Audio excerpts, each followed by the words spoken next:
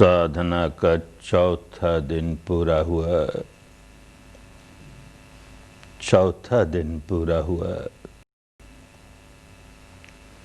अब काम करने के लिए 6 दिन और रह गए हैं।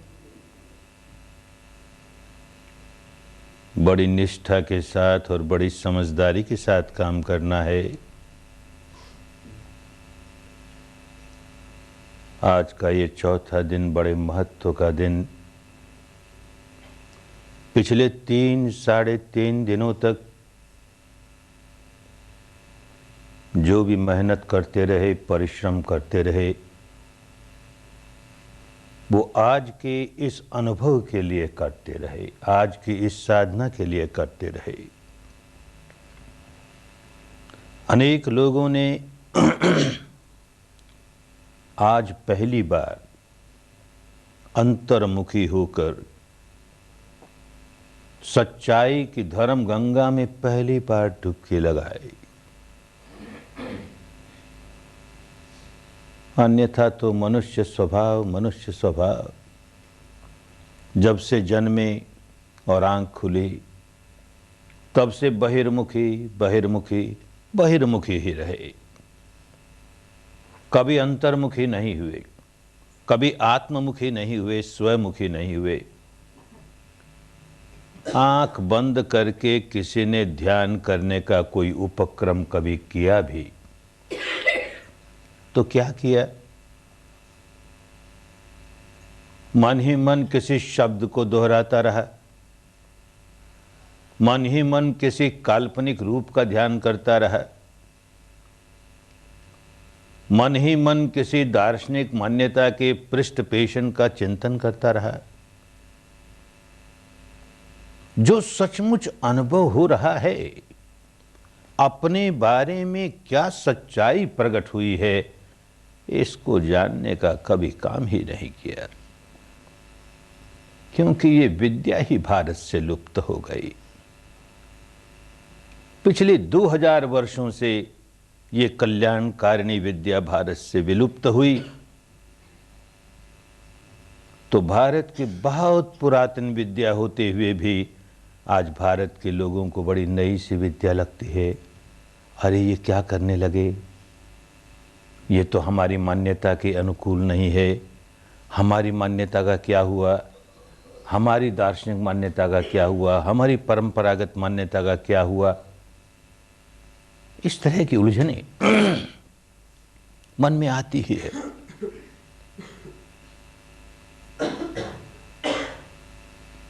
बस एक बात समझ लें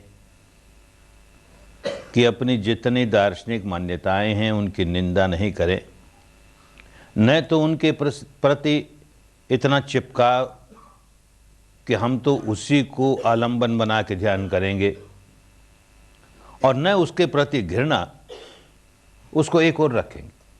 हमारी जो मान्यता है सही है, गलत है, एक और रखेंगे।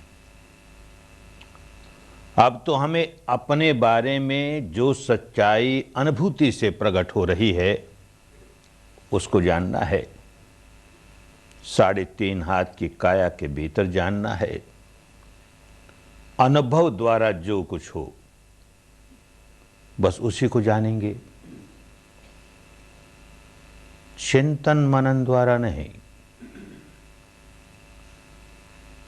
बिना अनुभव के जो चिंतन मनन चलता है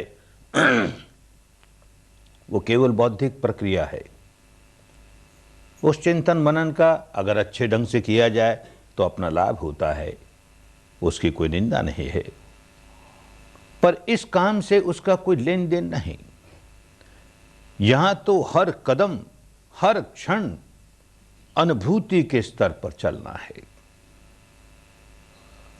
और अनुभूति वही जो हमारे अपने शरीर पर प्रकट हुई, नहीं तो फिर चिंतन होगा। सबके शरीर में ऐसा होता है, कहीं सुन लिया, उदय होता है, व्यय होता है, उत्पाद होता है, व्यय होता है, और हम लगे चिंतन करने हमारा शरीर भी इसी प्रकार उत्पाद होता है, व्यय होता है, उत्पाद होता है। कुछ नहीं मिलेगा। मिलेगा तो बहुत थोड़ा सा ऊपर के चित्त को सुधारने वाली बात हो जाएगी। अनुभव, इस अनुभव को ही भारत की पुरानी भाषा में वेदन कहते थे। शरीर पर जो अनुभव हो रहा है वो स्वयं वेदन है, अपने द्वारा अनुभव हो रहा है। सुख भी अनुभव हो सकता है, दुख भी अनुभव हो सकता है, अदुख असुख न्यूट्रल अनुभव भी हो सकता है। तो भारत की पुरानी भाषा में जब सुख अनुभव होता था, शरीर पर कोई ऐसा अनुभव हो जो बड़ा अच्छा लगे तो सुख अनुभव हुआ, तो उसे सुखद वेदना कहते थे। शरीर पर कुछ ऐसा लगे कि जिससे दुख अनुभव हो तो उसे दुखद वेदना करते थे, और शरीर पर कुछ ऐसा लगे जो सुखद भी नहीं, जो दुखद भी नहीं, तो उसे अदुख असुख वेदना कहते थे। 2500 वर्षों में जैसे कहा, भाषा बदल जाती है, शब्द बदल जाते हैं, शब्दों के अर्थ बदल जाते हैं। आज तो वेदना शब्द का एक ही अर्थ रह गया भारत की सारी भाषाओं में। वेदना का अर्थ केवल दुख। तो किसी को कहीं अपनी सुख वेदना देखो तो वो बेचारा भौचक्का हो कि हमारी ओर देखता है कि सुख वेदना कैसे, वेदना तो दुख होती है, ये सुख वेदना क्या हुई। तो इसलिए वेदना शब्द नहीं इस्तेमाल करते, संवेदना, ताकि उलझे नहीं लोग। समझानी है ना बात। तो सुखद संवेदना भी हो सकती है, दुखद संवेदना भी हो सकती है, असुख अदुख वाली न्यूट्रल संवेदना भी हो सकती है। जो भी है बस उसे जानना है। जो प्रकट हुआ उसे जान लिया, जो प्रकट हुआ उसे जान लिया। आज ये बिल्कुल नया नया काम शुरू किया बहुत लोगों ने, तो इसके बारे में बहुत से प्रश्न मन में उठते हैं। टेक्निक के बारे में, इस प्रक्रिया के बारे में, इस साधना के बारे में लोग स्पष्टीकरण चाहते हैं। और हम देखते हैं कि बहुत से प्रश्न तो कॉमन है, सामान्य है, साधारण है। अनेक लोगों के वही प्रश्न होते हैं, तो उनका उत्तर अभी दे दें ताकि बात समझ में आ जाए सबके। एक प्रश्न जो बार बार उठता है वो ये कि ये जो आप सिर से पांव तक, सिर से पांव तक यात्रा कराते हैं, वो क्रम से क्यों करें, और क्रम से भी करें तो इसी क्रम से क्यों करें। इसी क्रम से करो, ये कोई आवश्यक या अनिवार्य बात नहीं है। किसी क्रम से करो, लेकिन करो क्रम से। क्योंकि अगर क्रम से नहीं करोगे तो यहां कुछ देखते देखते फिर यहां देखने लगे, फिर यहां देखने लगे, फिर यहां देखने लगे, तो न जाने शरीर के कितने हिस्से छूट जाएंगे, वहां की कोई संवेदना ही नहीं जानोगे। और क्रम से जाओगे तो शरीर का कोई अंग छूटेगा नहीं।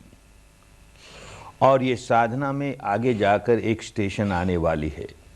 किसी को बड़ी जल्दी आ जाती है, किसी को जरा देर से आती है, पर बड़ी आवश्यक स्टेशन है वो ये कि सारे शरीर में कहीं मूर्छा का नामो निशान नहीं।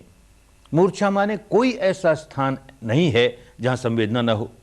सर्वत्र संवेदना ही संवेदना इस प्रकार की है या उस प्रकार की है। सारे शरीर में संवेदनाओं की अनुभूति हो तो एक बड़ी महत्वपूर्ण स्टेशन तक पहुंचे। और अगर क्रम से नहीं चलेंगे तो इस स्टेशन पर पहुंचने में न जाने कितना समय लग जाएगा। कभी कभी कोई साधक कहता है कि हम बैठे हैं आराम से, बस कहीं कोई संवेदना जाग गई उसको देख लिया, फिर यहाँ कुछ जाग गई इसको देख लिया, यहाँ कुछ जाग गई उसको देख लिया। कुछ लोग कुछ परंपराओं में ऐसा करते भी हैं। हम उस पर रोक लगाते हैं। क्यों रोक लगाते हैं, समझना चाहिए। क्या होगा जब चुपचाप बैठे हो, कहीं कोई संवेदना जागी तो कैसी संवेदना? स्थूल संवेदना ही जागेगी। पीड़ा अनुभव होगी, भारीपन मालूम होगा, कहीं गर्मी लगेगी, कहीं खुजलाहट होगी। यहाँ पीड़ा मालूम हुई और फिर यहाँ यकाएक खुजलाहट हुई, यहाँ से छलांग लगाई और यहाँ पहुँच गए, खुजलाहट है, फिर यहाँ भारी है, फिर यहाँ गर्मी है। तो शरीर पर जहाँ जहाँ स्थूल संवेदनाएं प्रकट होंगी उनको तो देखने की आदत बन जाएगी, क्षमता बन जाएगी, योग्यता हो जाएगी। पर भाई शरीर में इससे अधिक सूक्ष्म संवेदनाएं भी हो रही हैं। जिन स्थानों को तू कहता है कि मूर्छित है, मूर्छित नहीं है। जहां जहां जीवन है शरीर में, यह कुदरत का नियम है, प्रकृति का नियम है, जहां जहां जीवन है वहां वहां संवेदना है।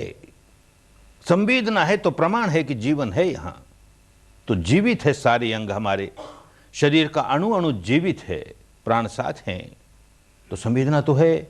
वो संवेदना बड़ी सूक्ष्म है और मन हमारा बड़ा स्थूल, बड़ा स्थूल।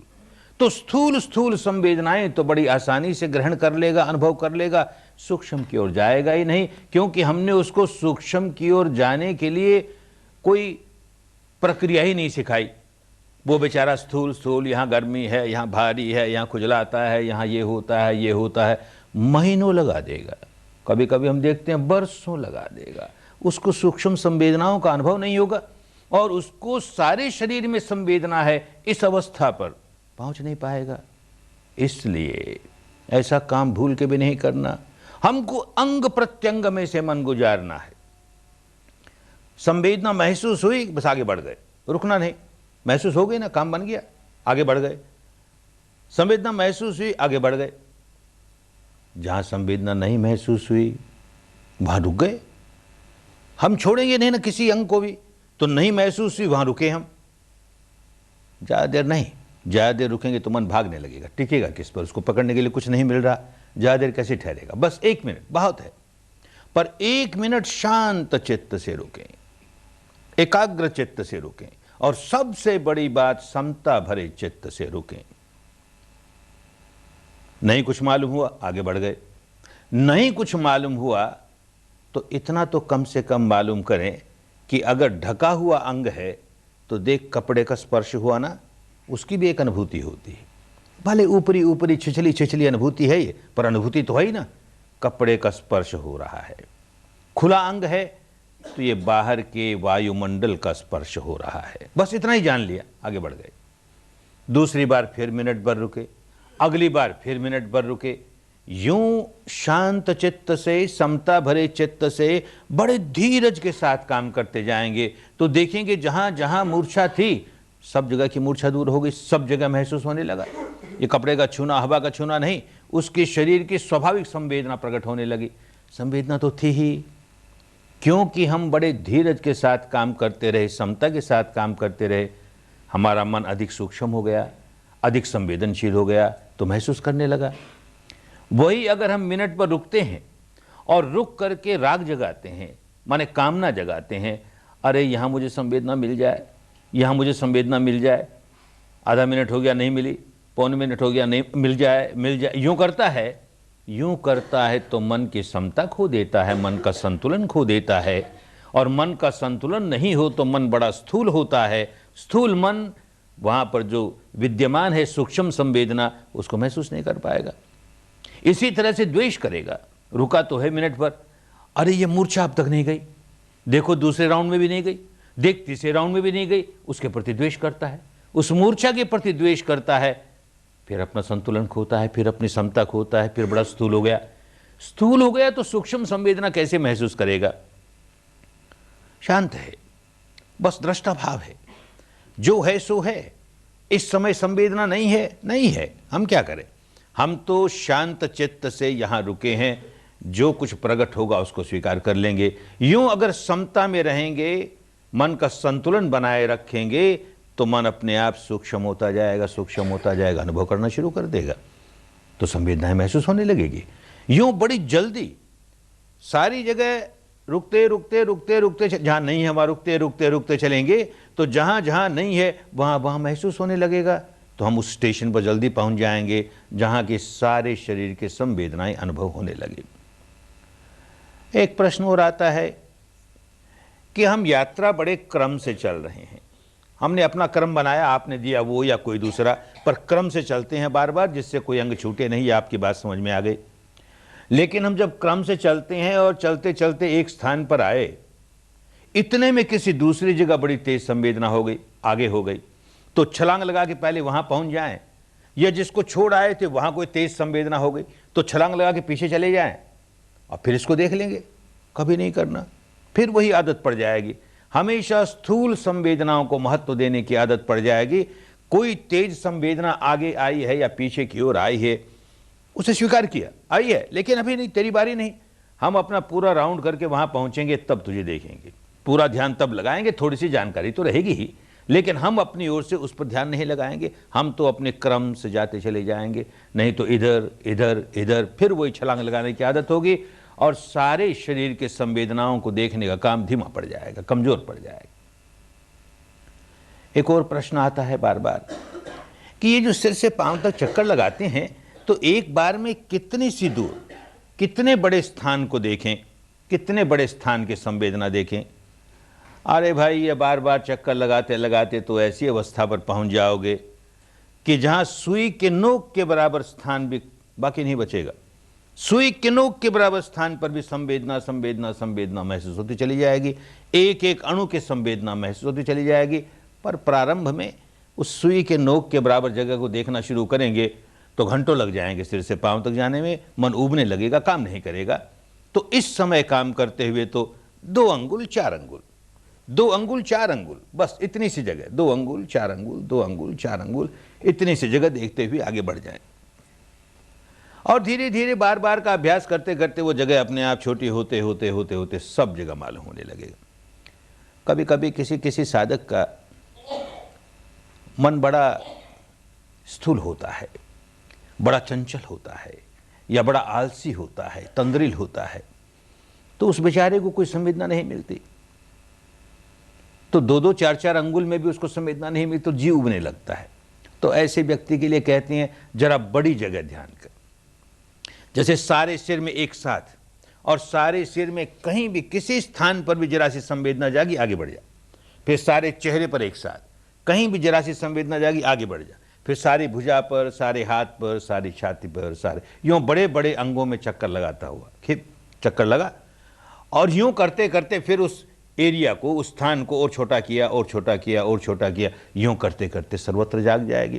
काम बड़ी धीरज से करना होगा, बड़ी धीरज से।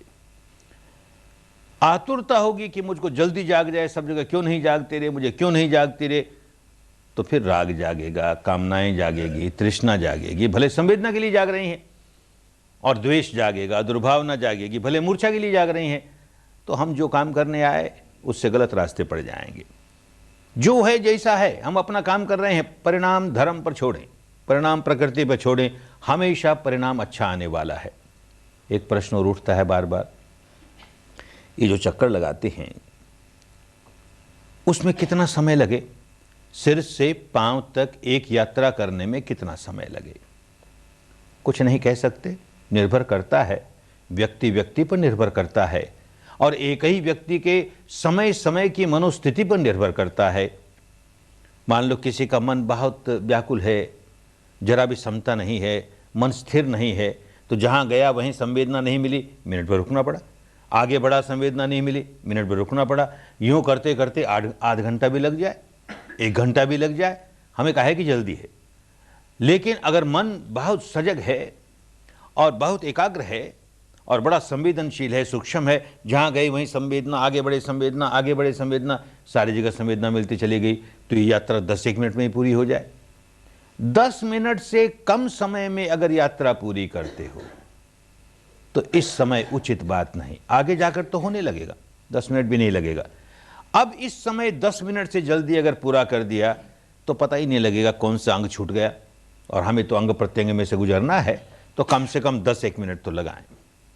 एक प्रश्न उठता है, बार बार उठता है, कि ये जो संवेदनाएं महसूस कर रहे हैं शरीर की, ये ऊपर ऊपर की, शरीर के ऊपरी ऊपरी हिस्से की करें या भीतर भी करें।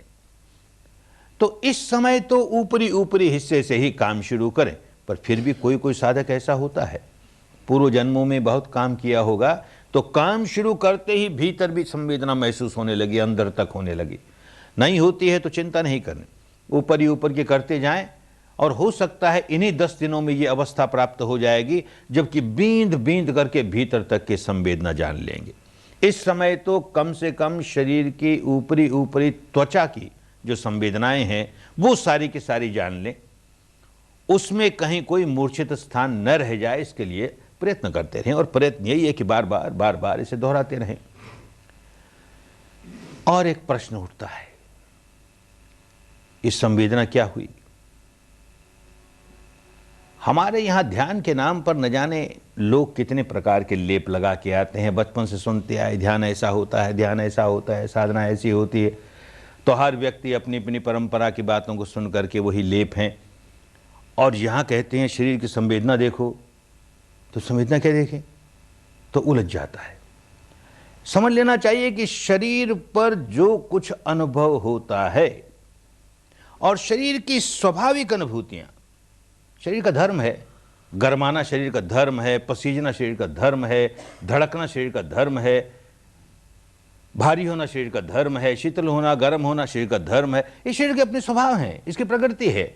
तो जो प्राकृतिक अनुभूतियां अपने आप प्रकट हो रही हैं, बस उसको तटस्थ भाव से जानना है। संवेदना ये है या वो है, उसका महत्व तो नहीं है। महत्व तो इस बात का है कि संवेदना होने पर मैंने उसे पुराने स्वभाव के मुताबिक भोगता भाव से भोगा। सुखद आई तो उसका सुख भोगा, दुखद आई तो उसका दुख भोगा। क्या भोगता भाव से भोगा अथवा दृष्टा भाव से, साक्षी भाव से, तटस्थ भाव से केवल जाना? भोगता भाव निकला। तो साधना का ध्येय ये है कि अपने मानस का, अपने अंतर्मन वाले मानस का वो स्वभाव जो हमेशा भोगता भाव का ही जीवन जीता है, उसको भोगता भाव से निकालकर दृष्टा भाव में कैसे पुष्ट कर दे, साक्षी भाव में कैसे पुष्ट कर दे, तटस्थ भाव में कैसे पुष्ट कर दें। क्योंकि जब जब भोगता है, सुख भोगता है, तो उसके प्रति आसक्ति जगाता है और राग जगाता है और राग जगाता है। दुख भोगता है, उसके प्रति द्वेष जगाता है, दौर्मनस्य जगाता है। पुराना स्वभाव भी ऐसा ही था, राग जगाने का, द्वेष जगाने का। अब उस स्वभाव को हम बढ़ाई जा रहे हैं, तो अपनी गांठें बांधे जा रहे हैं, गांठें बांधे जा रहे हैं, अपना तनाव बढ़ाए जा रहे हैं, अपना मैल चढ़ाए जा रहे हैं। मुक्त कैसे होंगे? वो आदत तोड़नी है। इसलिए संवेदनाओं का दर्शन करने लगे कि चाहे जैसी संवेदना हो, किसी संवेदना को, अरे तो गर्मी, तो मौसम की गर्मी है बाबा, इसको क्या देखें, ये तो होगी होगी। आज तक तो भोगा करते थे ना इसको, अब हम भोगेंगे नहीं। अब इसको भोगता भाव से नहीं, इसको साक्षी भाव से देखेंगे। भले मौसम की गर्मी है, मौसम की का पसीना है, क्या हुआ? हम उसको कैसे दृष्टा भाव से, साक्षी भाव से देखें। अरे भाई ये तो 1 घंटे बैठा दिया, पाँव नहीं खोले इसलिए दर्द होने लगा, इसको क्या देखें, ये तो होगा ही, स्वाभाविक है। अरे जो स्वाभाविक है उसी को देखना सिखाते हैं। कोई अस्वाभाविक, असाधारण, अलौकिक अनुभूति के लिए नहीं आए यहाँ पर। जो स्वाभाविक अनुभूति है, बैठे हैं और दर्द हुआ। अब तक तो दर्द भोगते थे, हाय रे मरा रे, बहुत दर्द है रे, बहुत दर्द है रे। अब उसको कैसे साक्षी भाव से देखें, उसके साथ कैसे मैं मेरे का भाव तोड़ें और उसको समझें कि देखिए नित्य है, शाश्वत है, ध्रुव है, अथवा अनित्य है, नश्वर है, भंगुर है। यूं देखे जाएंगे, पता लगे ये तो नश्वर है, ये तो भंगुर है, बदल जाता है, देख बदल गया ना। तो उसको साक्षी भाव से कैसे देखें? अरे ये तो मुझे गठिया का रोग बहुत पुराना है, इस पुराने रोग की वजह से दर्द आया, इसको क्या देखें बाबा, ये तो रहता है। अरे उसी को तो देखना है। गठिया का दर्द तुझे पहले भी था, लेकिन जब जब गठिया का दर्द आता था तू भोगता भाव से रोता था, भोगता था उसका दुख। अब वो भोगता भाव से निकल करके उसी को दृष्टा भाव से देखना सीख। तो ये जितनी संवेदनाएं हैं वो तो केवल आलंबन बन गए कि इन्हीं आलंबनों के आधार पर हम अपने मानस का स्वभाव पलटने के लिए आए हैं। तो जो जो संवेदना हो रही है, जिस किसी कारण से हो रही है, उसको दृष्टा भाव से, साक्षी भाव से, तटस्थ भाव से कैसे जाने, बस यही साधना है। अन्यथा उलझे रह जाएंगे। कोई अलौकिक अनुभूति, कोई असाधारण अनुभूति, कोई असामान्य अनुभूति, उसके फेर में पड़ जाएंगे, कुछ नहीं मिलेगा। एक घटना बरसों पहले, जब मैं पहली बार ऐसे 10 दिन के शिविर में गया, तो कोई पुराना पुण्य भी होगा ही। और एक बहुत बड़ी बात ये हुई कि गुरुजी ने शीघ्र ही बता दिया। एक प्रश्न उठा मन में और गुरुजी से कर लिया ये प्रश्न कि आपके यहाँ तो ये मान्यता है ही नहीं, आप आत्मा को तो मानते ही नहीं, और आत्मा बिना किसकी मुक्ति होगी?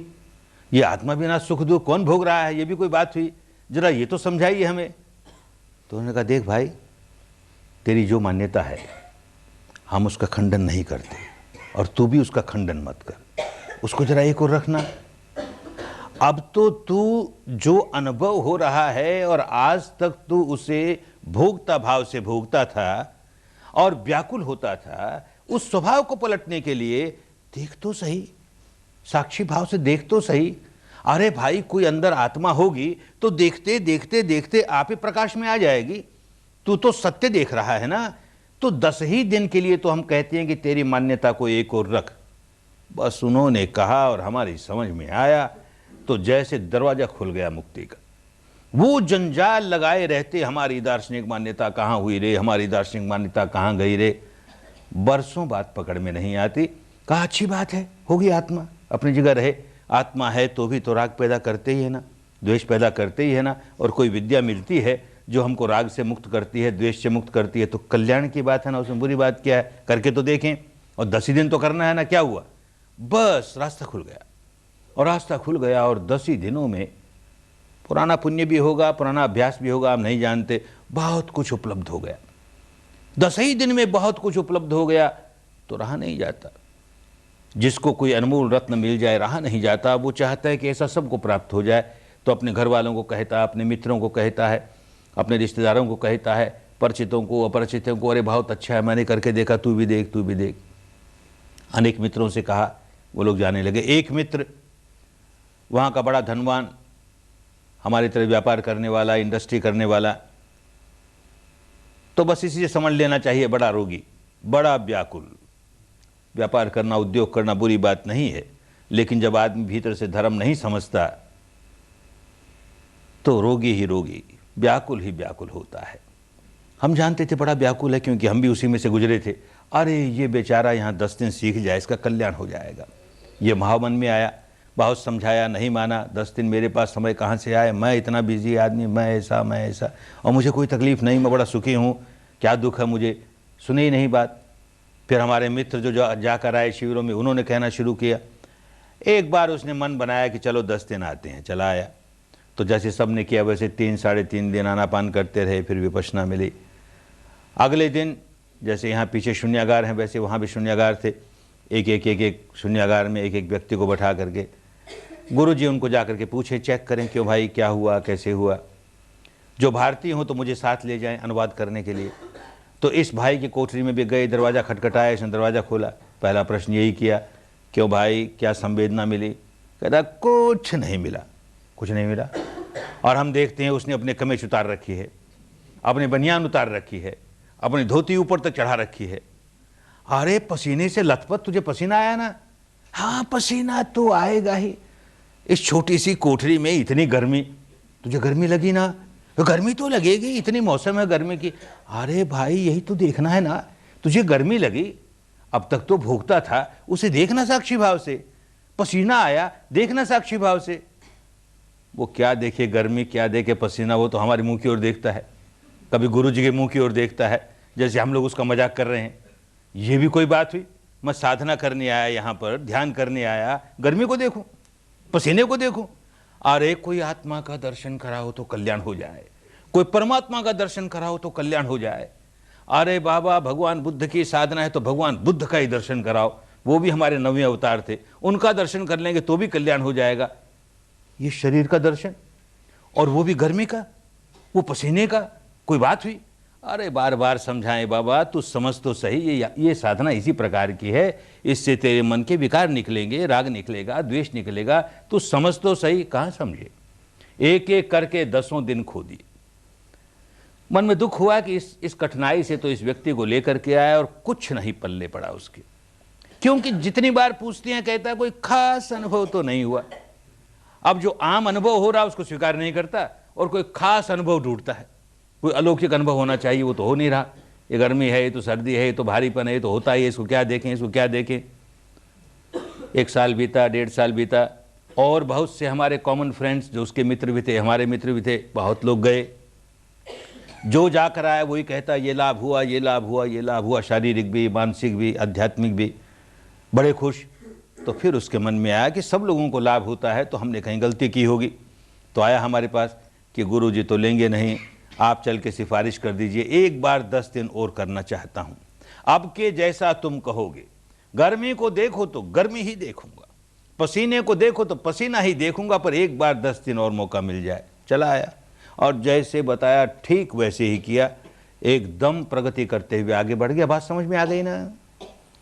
सारी साधना क्या है? यथाभूत ज्ञान दर्शन।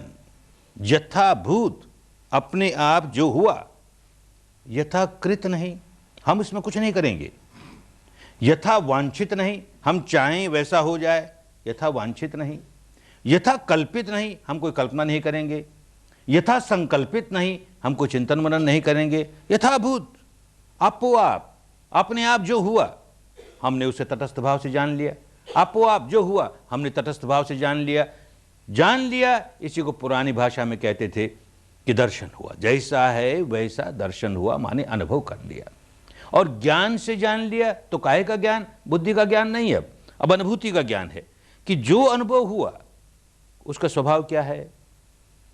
उत्पन्न होता है, भले कितनी ही पीड़ा क्यों ना आई, उत्पन्न हुई, देर सबेर तो समाप्त हो ही गई ना, जीवन भर तो नहीं रही। उत्पन्न हुई, नष्ट हो गई। गर्मी आई, उत्पन्न हुई, नष्ट हो गई। धड़कन आई, उत्पन्न हुई, नष्ट हो गई।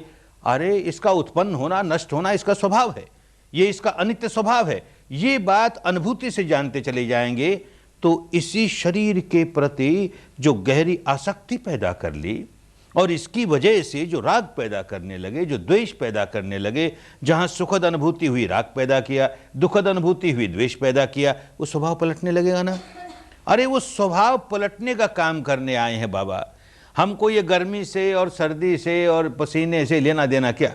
हमको तो अपने स्वभाव से लेना देना। अंतर मन की गहराइयों में जो हमारे अंतर मन का स्वभाव हो गया कि जहां सुखद अनुभूति हुई वहीं राग पैदा कर, जहां दुखद अनुभूति हुई वहीं द्वेष पैदा कर, ऐसा उसका स्वभाव हो गया, अंधा स्वभाव हो गया।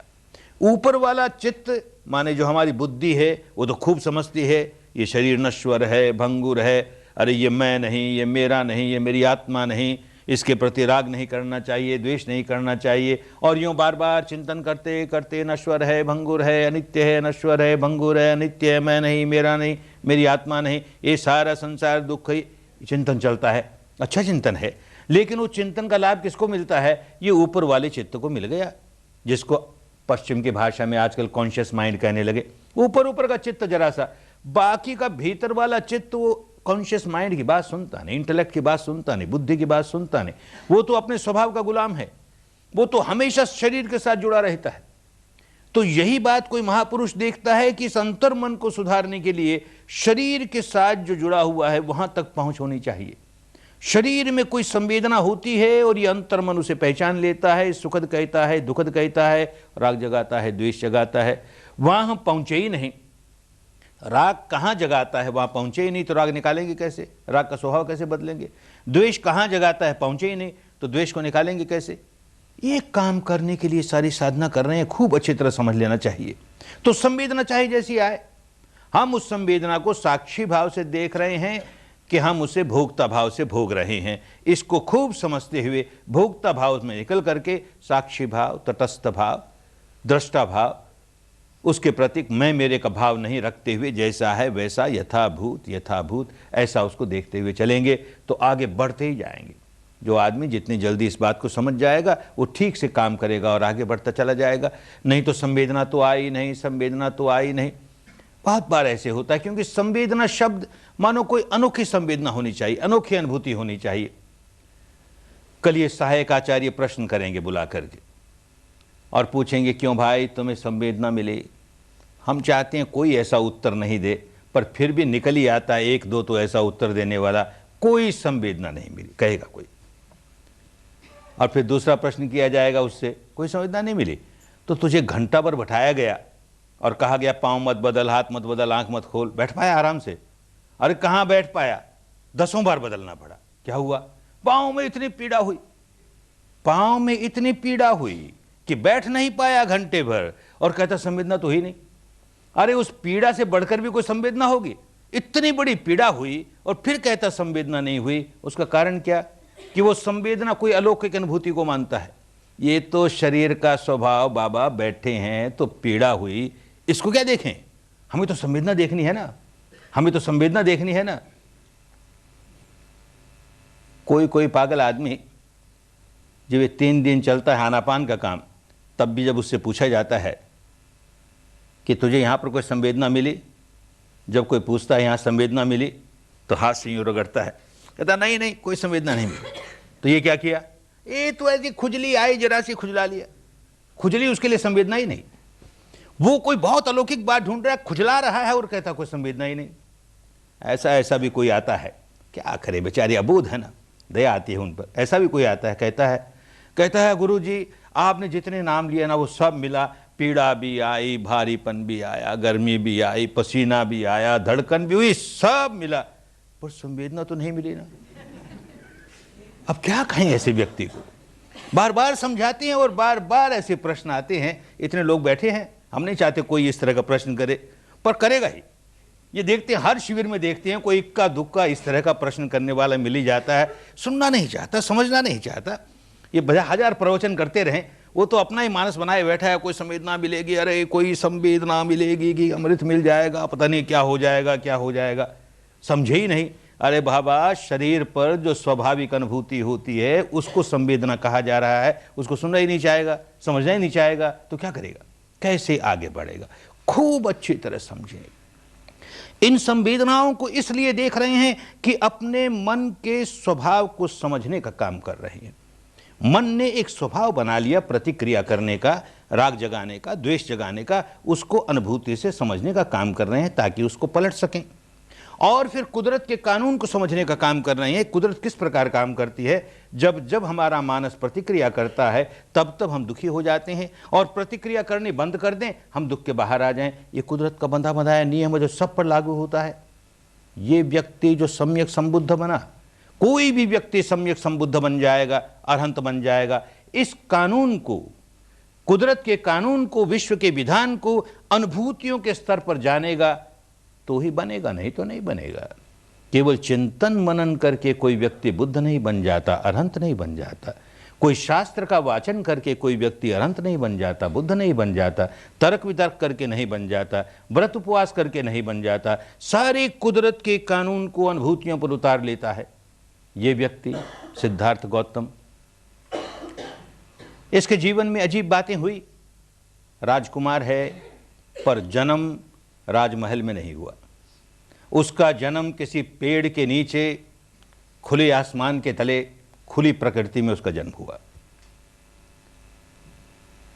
घर बार छोड़ करके सत्य की खोज करने गया तो भले 5-6 वर्ष तो कंदराओं में, गुफाओं में, अंधेरे में ध्यान करता रहा, लेकिन जिस रात उसे सम्यक संबोधि प्राप्त हुई, उस रात खुले आकाश के नीचे, पेड़ के तले, खुली प्रकृति में सम्यक संबोधि प्राप्त हुई, सर्वज्ञता प्राप्त हुई, विमुक्ति प्राप्त हुई। और उससे जो करुणा जागी तो लोगों को बांटने का जो काम शुरू किया, तो पहल जो धर्म बांटने का काम शुरू किया, ये विद्या बांटने का काम शुरू किया, वो भी किसी पेड़ के नीचे, खुले आसमान के तले, खुली प्रकृति में किया। और 80 बरस की पकी हुई उम्र में जब अपना अंतिम सांस छोड़ा तो वो भी किसी पेड़ के नीचे, खुली प्रकृति में, खुले आसमान के तले। तो जीवन की ये चारों महत्वपूर्ण घटनाएं खुली प्रकृति में हुई। उस व्यक्ति ने बाहर की प्रकृति का खूब अध्ययन किया। बाहर की प्रकृति का कोई आदमी कितना भी अध्ययन कर ले, उससे बुद्ध नहीं बन जाता।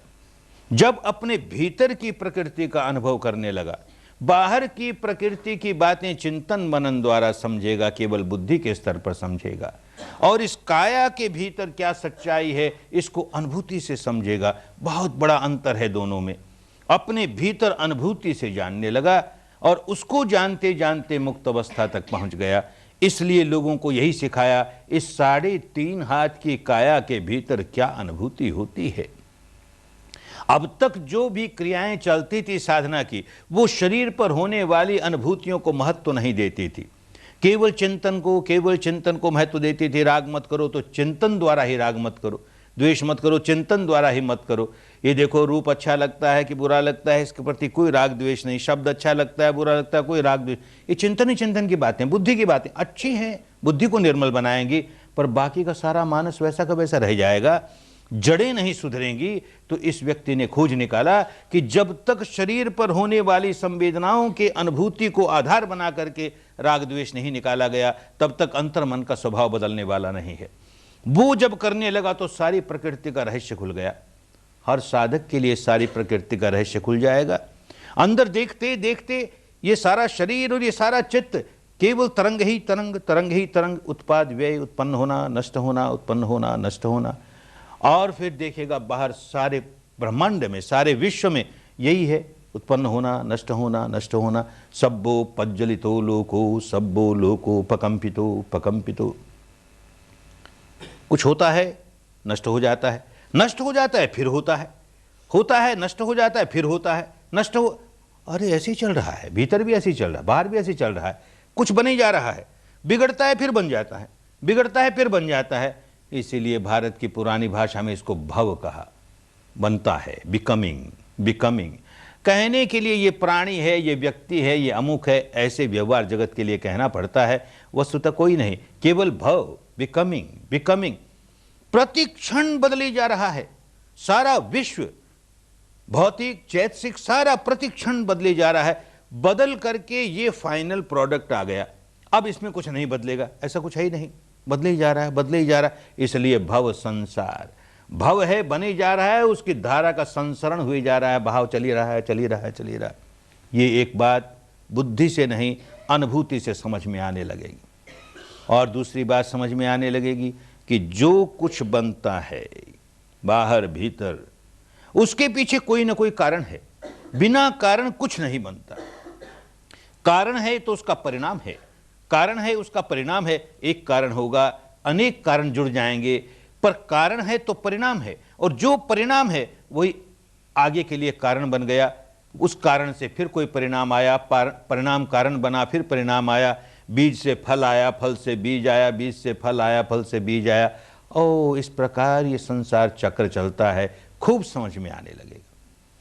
तीसरी बात जो समझ में आने लगेगी, उस व्यक्ति को भी आई और हर साधक को आने लगेगी, जैसा बीज है वैसा ही फल आएगा, जैसा कारण है वैसा ही परिणाम आएगा। बाहर की दुनिया में तो रोज देखते हैं, भीतर भी समझ में आने लगेगा अनुभूति से। बाहर की दुनिया में, वनस्पति जगत में एक जैसी धरती है। यहां एक गन्ने का बीज बोया और उसके पास ही एक नीम का बीज बो दिया। वही धरती है, वही पानी है, वही रोशनी है, वही हवा है। दोनों बीजों को वही ऊर्जा मिलती है, वही उर्वरक मिलता है, फर्टिलाइजर मिलता है, प्रकृति उसका साथ देती है और फूट करके अंकुर और एक पौधा खड़ा होता है। इस गन्ने के पौधे को क्या हो गया? इसका रेशा रेशा मीठा हो गया। और इस नीम के पौधे को क्या हो गया? इसका रेशा रेशा खारा हो गया। तो भाई इस प्रकृति को, इस कुदरत को ये क्या सूझी, या यूं कहना चाहें तो इस परमात्मा को, इस अल्लाह मियाँ को, इस परमेश्वर को क्या सूझा कि एक पर तो बड़ी कृपा कर दी, दूसरे पर बड़ा कोप कर दिया। अरे कोई किसी पर कृपा नहीं करता, कोई किसी पर कोप नहीं करता। प्रकृति के बंधे बंधाए नियम हैं। प्रकृति करती क्या है? ये बीज कैसा है, बस उसी का गुण धर्म स्वभाव प्रकट कर देती है। गन्ने का बीज मिठास से भरा हुआ, उसका गुण धर्म स्वभाव मीठा ही मीठा, तो जो कुछ उससे प्रकट होगा उसका रेशा रेशा मीठा हो जाएगा अपने आप। इस नीम का बीज, इसका गुण धर्म स्वभाव खारापन ही खारापन, इससे जो कुछ प्रकट होगा उसके रेशे रेशे में खारापन आ जाएगा। कुदरत का नियम है। उस नीम के पेड़ के सामने जाऊं, 3 बार सिर झुका के नमस्कार करूं, फूल चढ़ाऊं, दीप जलाऊं, नैवेद्य चढ़ाऊं, और फिर 108 बार उसकी फेरी लगाऊं, और फिर बैठ करके हाथ जोड़ करके बड़े कातर कंठ से, बड़े करुण स्वर से प्रार्थना करूं, ऐ नीम देवता मुझे मीठे मीठे आम देना, मुझे मीठे मीठे आम देना। सारी जिंदगी रोता रह जाऊंगा। वो नीम मीठा आम देने वाला नहीं, दे ही नहीं सकता। मुझे मीठे आम की बहुत ख्वाहिश है। अरे तो बीज डालते वक्त नीम का क्यों डाला? होशियार रहना चाहिए था ना, आम का ही डालता। मीठे आम का बीज डाले, फिर किसी के सामने डबडबाई आंखों से रोने की जरूरत नहीं। बीज हमने आम का डाला है ना, अपने आप आम आएगा। हमें चिंता करने की जरूरत नहीं, हमें प्रार्थना करने की जरूरत नहीं, हमें रोने की जरूरत नहीं।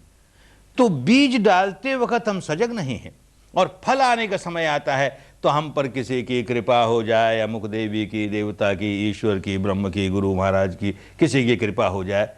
जब तक आदमी इस उलझन में पड़ा रहता है, भटकता है, व्याकुल ही रहता है, उसको कुदरत का कानून नहीं समझ में आया, कैसे सुधारेगा अपने आप को। जिस दिन जिस व्यक्ति के ये बात समझ में आ गई कि जैसा मेरा कर्म का बीज वैसा ही फल, इसमें कोई दूसरा व्यक्ति न सुधार कर सकता है न बिगाड़ सकता है। मैंने आम का बीज डाला है तो उसका नीम का फल आ जाए, ऐसा कोई कुछ नहीं कर सकता। मैंने नीम का बीज डाला है उसमें आम का फल आ जाए, ऐसा दूसरा कोई कुछ नहीं कर सकता, कितना ही शक्तिशाली क्यों न हो। ये बात जिस व्यक्ति के जितनी जल्दी समझ में आ जाएगी, वो बीज डालते वक्त सजग रहना शुरू कर देगा। कर्म के बीज कैसे, कर्म के बीज कैसे।